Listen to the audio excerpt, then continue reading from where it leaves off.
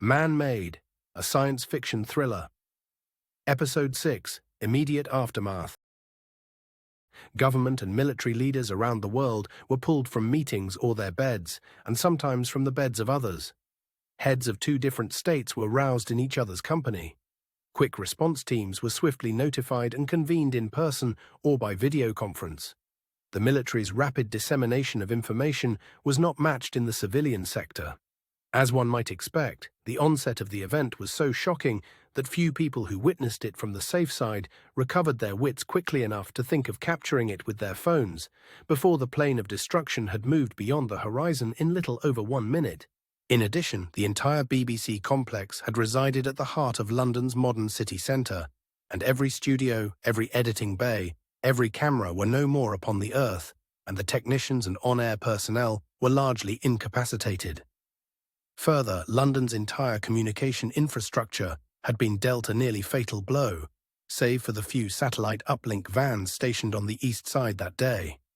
Initial social media posts were largely confined at first to textual accounts and images of the aftermath, save for those few individuals who had already been capturing video before the moment of inception and continued to do so. Still, the magnitude of the disaster was so broad that hardly any posts with visual documentation of the event itself were posted until after those on the scene had attended to their immediate needs and of those around them.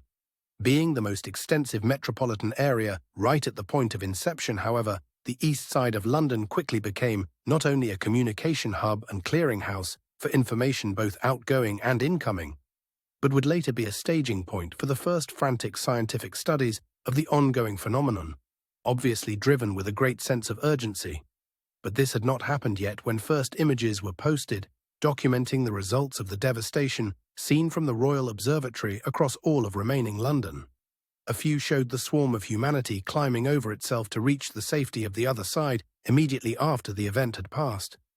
This flood of bodies, however, had gradually lessened to become a rush, then a flow, and by the time Nodak had gone dark, was no more than a trickle, as all who were close enough to see the promise of safety and physically able to move had crossed over or were well on their way to doing so.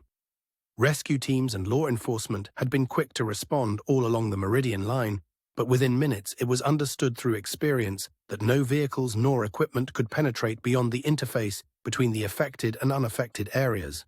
Training and courage, however, led rescuers, men and women of the cloth, and those of compassionate hearts to band together and walk headlong into the melee to assist the injured, comfort them if they could not be moved and carry them to safety if they could, while ambulances, medical personnel and support materials gathered at the edge of the zone.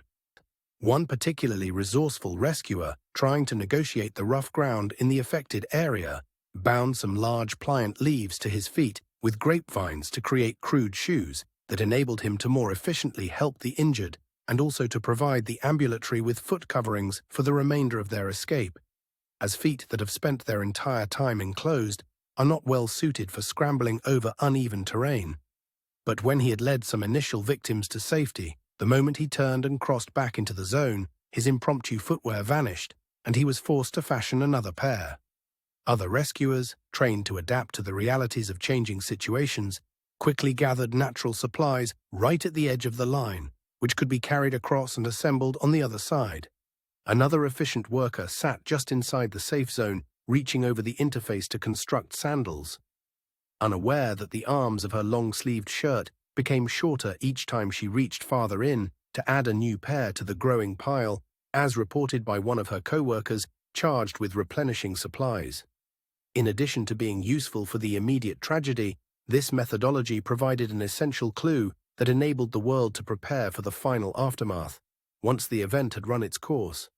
And soon, all manner of potential material for fashioning, makeshift shoes, clothing, bandages, splints and stretchers to improve on the fireman's hold they had been using, were gathered just outside the affected area and then carried into it by other volunteers where an impromptu manufacturing center was established. As victims emerged from the disaster zone, they brought with them tales of both terror and heroism. Though moving and poignant, for the purposes of this report, we cannot diverge to dwell on them. There is one story, however, that though unverified, serves as an example of British resiliency. Buckingham Palace ceased to be within the first minute of the event. But direct news of this took several hours to reach the outside world, as it came from those picking their way towards safety who were met by rescuers and then conveyed back to the front line. A round trip of nearly 20 kilometers, taking several hours in poorly clad feet. But as reported, when the venerable building vanished, and being 5 stories high with more than 400 staff in attendance, many were killed by the fall to the ground or by those who fell from above them. Fortunately, the royal family, though naked and dazed, was not seriously injured as they were in front of the building, welcoming a delegation at the time. Instantly, the remaining staff converged on scene as the royal guard, now without weapons nor their famous uniforms, gathered in a circle around the royals and stood ramrod straight and as implacable as always until preparations were made to move them to safety. Unfortunately, nothing more was heard regarding the honourable family, though the fact that its location is just under 4 kilometres from the London Zoo, whose bars had also vanished, has caused some to speculate. Connected topically to the royals, it was almost simultaneously discovered that the crown jewels that were protected in the Tower of London, not 5 kilometres away, had survived relatively unscathed in their cut form, though their golden settings had vanished completely. This provided yet another crucial clue to the operation of the event, as there was growing evidence that though anything man-made had vanished, the dividing line between what was manufactured and what was simply assembled or brought together was often blurry. It was almost as if some intelligence or intelligent system had made a choice about the estate of every material item independently through some sort of conceptual classification, though the criteria by which such decisions were made and the nature of who or what was making them remained shrouded in mystery, made even more mysterious considering that all of our computers combined would have been unable to arrive at that many determinations so quickly. Here, it should be noted that while this report focuses on the logistic specifics of the event and our response to it, these understandings are a dispassionate framework laid across the greatest tragedy in all of human history.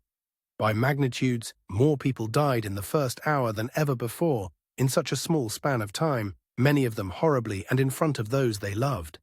And the number of injured within the zone included almost everyone lucky enough to have avoided outright demise. It was just a matter of degree. Only a few remained intact and unbattered, but even for those, survivors' guilt and the ghastly scenes they had witnessed would haunt them for the rest of their lives, not to mention the almost unbearable loss of those they held close to their hearts. It was against this background of high emotion that more images and videos of the event and its victims began to make their way to the outside world, sporadically at first, then a rush, and finally a cacophonous deluge as every news outlet and social media platform was pouring out information, misinformation, learned speculation, and conspiracy theories. The usual suspects were blamed: act of God, terrorists, and aliens, as well as governments, supervillains, the Illuminati, mass hallucinations, or perhaps a new disease. It did not matter that some of the suggested causes were unlikely to the point of being impossible. When faced with an unknown threat, any explanation is better than none. People could be seen rushing through the streets, seeking supplies and wearing masks in case it was contagious, and aluminum foil hats should it turn out to be broadcast. Others kissed whatever religious symbol they carried and knelt or bowed in prayer. Churches filled, as did bars, but most people in the developed world hurried home and hunkered down in front of their television sets, seeking understanding, guidance, solace, and a sense of safety.